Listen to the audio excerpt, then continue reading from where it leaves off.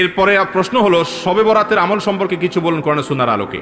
ভাইরা আমার, শবে বরাত অর্থাৎ মধ্য শাবানের যে রাত, লাইলাতুন নিসফি মিন শাবান, এই রাত সম্পর্কে বিভিন্ন হাদিস থেকে বোঝা যায় আল্লাহ রাব্বুল আলামিন মুশরিক, শিরকে লিপ্ত এবং হিংসুক, কারোর প্রতি হিংসা রাখে, এইরকম দুই ব্যক্তি ছাড়া বাকি যারা কারোর প্রতি হিংসা রাখে না, শিরকে লিপ্ত না, এই মানুষগুলোকে আল্লাহ তাআলা সাধারণ ক্ষমা ঘোষণা করেন।